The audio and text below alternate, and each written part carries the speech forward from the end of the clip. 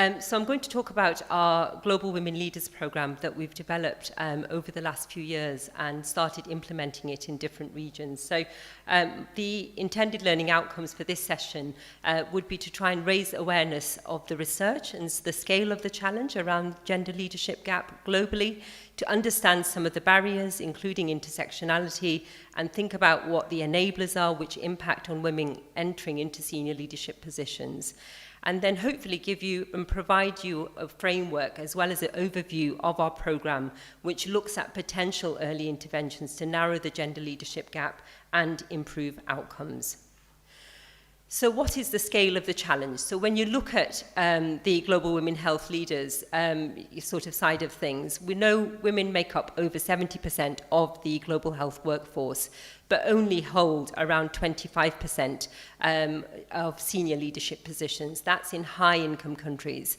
But when you look at low-middle-income countries, that percentage goes all the way down to 5%.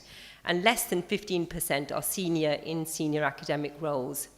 That gender leadership gap is driven by lots of different barriers and enablers, which we'll talk through, but many of them are around work-life balance, stereotypes, power imbalance, and that disadvantage is intersected with multiple other factors. So if you had different identities, particularly being of different minority ethnic background, class, all these things make a difference. And things which make an improvement, which we know are around flexible working patterns, mentorship programs, gender-specific leadership programs as well. Why is there a need for change? Because we know that global health is weakened by the loss of female talent, ideas and knowledge. We know that gender disparity negatively impacts on health outcomes, particularly for women, but also children globally. And that is a barrier to reaching some of the sustainable development goals, particularly in low middle income countries, and achieving universal health coverage. When you look at the geography of global leadership, it's all imbalanced in itself. So when you look at low middle income countries, they have the highest percentage of the global population. And then in high income countries, that kind of percentage population is lower. But then the leadership side of things is much lower in low middle income countries, despite having a higher population. And the opposite for high income countries, lower population, higher number of leaders. And then when you look at female leadership, that number goes even lower to less than 5%. So again, significant disparities there. When you look at the World Economic Forum data, the Gender Equality Index, when you look at the ranking, Pakistan is one of the lowest in the Gender Equity Index, and that's where we've started our program and delivered this year. Jordan is second to last, and I only came back from Jordan last week, having started our program there. And a lot of the Middle Eastern and South Asian countries are lower in the gender equity gap, and then South Asia, Sub-Saharan Africa, and then the European countries. So lots of work to do. We have our own issues in the UK as well, so we're not without our own problems as well, but certainly things to consider and more improvement needed in those areas. When you look at those barriers to women's advancement, there's a number of articles, research articles around this, and work-life balance reported to be a major challenge. I myself have 2 children, had a number of kind of challenges in my own journey, and that was in the UK. But certainly even decision-making, when do you have your children? There's never a perfect time. Is that going to impact on my career? Probably. But how can those system changes enable you to support you in that journey as well? Discrimination, we've recently had a paper in the UK around our surgical trainees around harassment, sexual harassment and discrimination. So loads of things, even in high-income countries. So those are things, again, to think about having policies and processes in place to address this, but not just policies in place, making sure that they are implemented in the right way as well. So some of the barriers and enablers are shown here, and particularly on the right-hand side, thinking about implementing flexible working patterns, mentorship, role modeling, many of these things, gender-specific leadership programs are shown to be of benefit. So thinking about those and how we can make that in practice work effectively.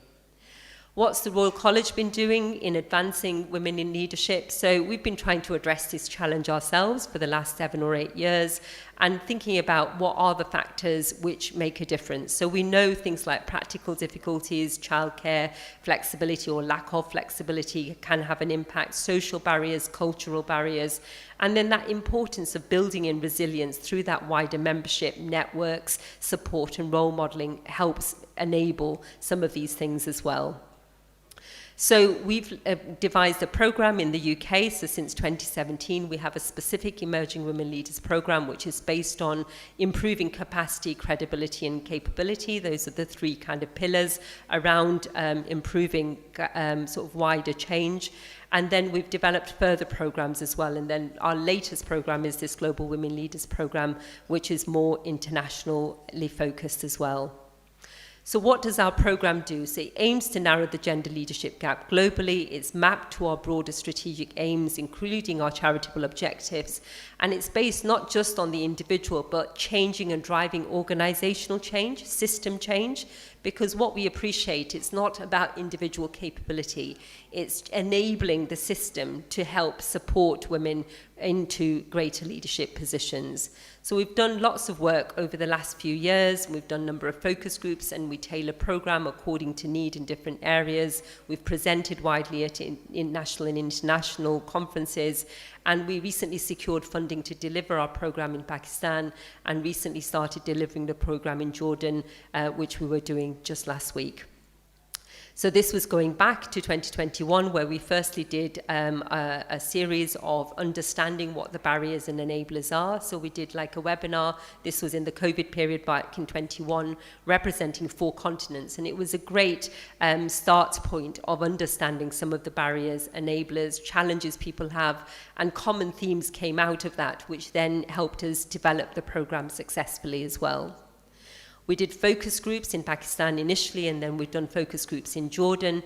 And what kind of things come out? So we know individual capability is less of an issue. We're all capable, everybody can do it. But how can the system enable the progression in a way which is equitable and fair? Sometimes there's cultural barriers, sometimes there's system barriers, but how do we overcome them? And things around having a much more inclusive organizational buy-in is important, making sure policies and processes are there to support flexibility, developing local champions. So those are the kind of things that we've done within our program to enable those things. And things like role modeling, peer support groups, mentorship comes up time and time again. People were saying normalizing compassionate leadership, something else I talk about a lot as well, which has been shown to improve both patient care, but also team working going forwards as well. So we've had this phased approach in which we identify the key stakeholders within countries to see how we can drive system change, so a bit of a top-down approach, but also a bottom-up approach, where we then develop champions locally who help enable and support the participants who go through the program. And the champions will then mentor the individual participants in a longer-term, longitudinal support way, and then cascading effect. So our participants will be our future champions, our champions will be our stakeholders, and hopefully then that in itself will make it a sustainable program. The program delivery is done in a hybrid way, so we have some aspects of it which are done by virtual workshops, and then some aspects which are done as face-to-face workshops. And we develop the champions first, then work through the participants, then we have a mentoring program, and then a celebratory event at the end, and then longer-term evaluation of the program as well. And the program focuses on things like self-identity, your lived experience, your wider emotional kind of complexity, and organizational leadership and system change as well. And a number of other aspects which kind of get delivered into an evaluation framework, which helps support the individual develop professionally as well. So those kind of planned framework around the individual, around the organizational for system change, and then enabling that system change is what we're trying to drive in that kind of three-step process in itself. Measuring quality impact is really important. So we know this is the right thing to do, but we need to demonstrate the effectiveness of change. So we've built in an evaluation model. So not just about feedback that, yes, after this course, it was successful, it was good, but how do we measure longitudinally? What are the participants doing to drive the change? How are the champions supporting them? What policies and processes have changed within that region, within that country? So those are the kind of things that we're measuring over time, and hoping that over time, that gender disparity will come down. When we delivered the program in Pakistan just recently back in May, prior to the program, 64% of the attendees felt that they were lacking confidence in their leadership before starting the program. And by the end of the program, 100% of attendees had confidence within their leadership. And some of the quotes around their feedback are shown here. When we looked at different aspects of the program around empowerment, as well as motivation, inspiring, and mentoring and connecting across the world, specific feedback was collated in that aspect. And some of it is shared here, which was all very humbling and very positive at the end, which was quite nice to see.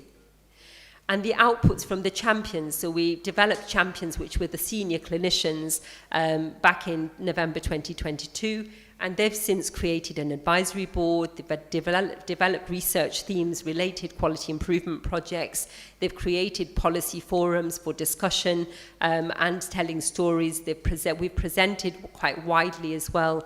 And just last week, the Pakistan Women's Medical Association was created as a result of an output of our program, which was fantastic as well. And the program impact so far, so there's been lots of policy change as well in Pakistan so far, and the same kind of things we're working on in Jordan. So having mandatory daycare, maternity leave, paternity leave being secured. So lots of policy change as well. So hopefully that will drive further system change and enhance that flexibility to enable women to progress. So where do we go from here? So the next steps, we plan to deliver the second cohort of participants in Pakistan early in 2024, inshallah, and planning a celebratory networking event in April. Then we're just planning to start recruitment of our champions and participants in Jordan, again in spring 24, and continue to work with our international advisors and key partners who are interested in the program. We're hoping to roll out the program more widely, and interested parties in Iraq have come across. Reem's just mentioned here in Egypt, if there's an appetite, we can work towards that. And Nigeria, we've come back from Hong Kong with some great ideas as well. So lots of potential areas where we can roll out the program. But it's really important to keep measuring an ongoing evaluation of impact, what's working, what's not working, so we can tailor the program according to need, and hopefully continue to work in building partnerships and securing funding to make this program sustainable. So in summary, the RCP Global Women Leaders Programme addresses the important gender equality issues. It's mapped to our broader strategic aims here at the Royal College, and it's based on developing both individual as well as organisational leadership and then driving that system change. It will hopefully help preserve that female talent, ideas and knowledge going forwards, and help improve health outcomes for all, and particularly achieve some of the sustainable development goals for low middle income countries. Thank you so much for your attention. Hope that was helpful.